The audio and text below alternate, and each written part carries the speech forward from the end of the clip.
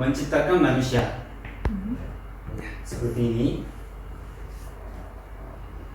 Saat itu manusia tidak berdosa karena manusia diciptakan menyerupai Tuhan.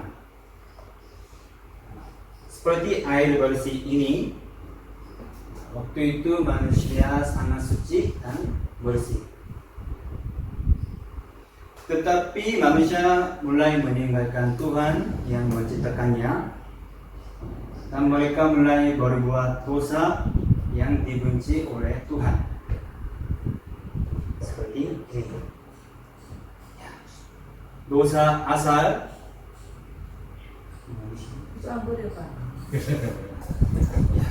Ini dosa asal.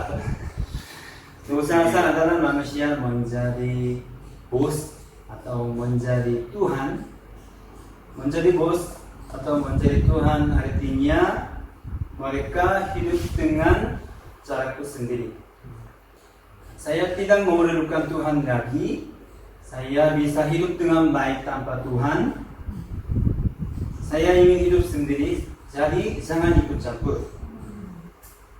Manusia memberontak melawan Tuhan yang menciptakannya. Hal ini adalah dosa yang besar di hadapan Tuhan.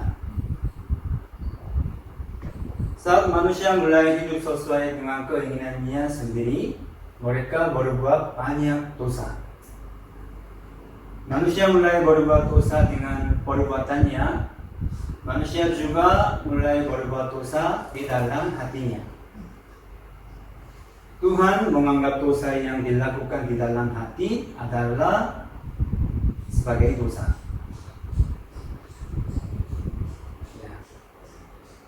Kebencian,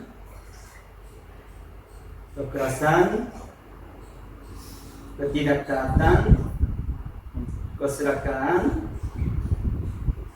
kebohongan, iri hati, pembunuhan, dan lain-lain.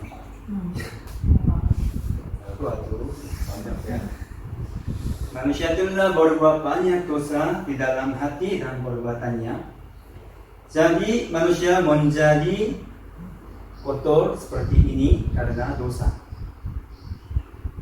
Dosa seperti itu masuk ke dalam hati kita. Masalahnya akibat dosa harus dibayar. Kita mengatakan bahwa akibat dosa itu adalah maut. Jadi pada akhirnya manusia yang berdosa akan mati. Kemudian setelah kematian, orang yang berdosa akan dihakimi. Kalau dosa tidak diselesaikan, manusia tidak bisa masuk ke dalam kerajaan surga. Melainkan manusia akan masuk ke dalam neraka. Jadi manusia mencoba menyelesaikan dosanya sendiri. Beberapa orang berusaha hidup lebih hati-hati. Beberapa orang berusaha untuk melakukan banyak perbuatan baik. Beberapa orang melakukan kegiatan keagamaan. Tetapi hal ini tidak bisa menghapus dosa. Jadi Tuhan menyiapkan cara untuk mengampuni dosa manusia karena Tuhan tidak ingin kita dihakimi. Tuhan tidak ingin kita masuk ke dalam neraka. Karena Tuhan yang menciptakan kita sangat mengasihi kita. Jalan keluar untuk menyelamatkan kita adalah Yesus.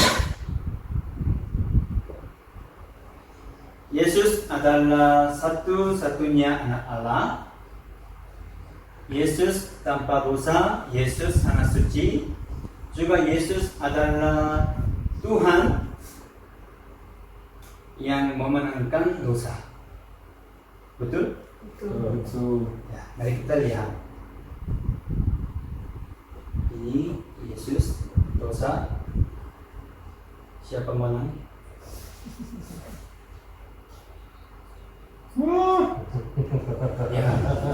Yesus, Yesus mau tahu. Ini sihir ya.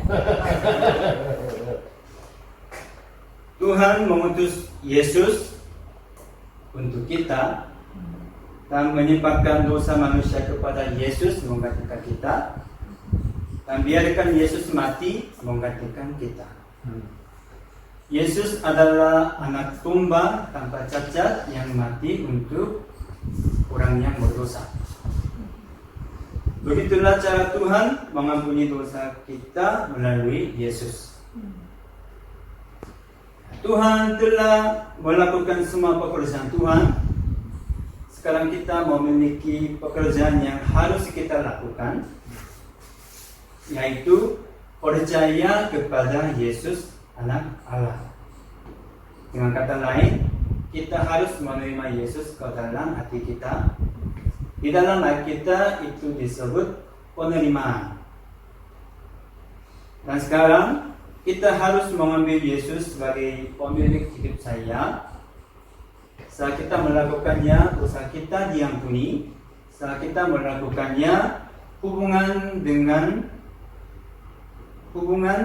kita dengan Tuhan dipulihkan. Ketika kita melakukannya, kita menjadi anak-anak Allah. Kepada semua yang menerima Dia, kepada mereka yang percaya pada namanya, Dia memberikan hak untuk menjadi anak-anak Allah. Lalu, maukah kita menerima Yesus ke dalam hati kita sekarang? Siap? Ya. Yesus menerima Yesus ke dalam hati kita. Apa yang akan terjadi?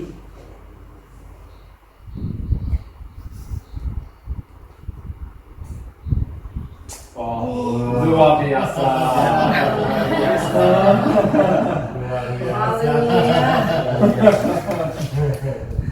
Waktu kita percaya Yesus dan menerima Yesus di dalam hati kita, dosa kita diampuni seperti itu. Yang mau menerima Yesus ke dalam hati kita, mari kita berdoa bersama-sama.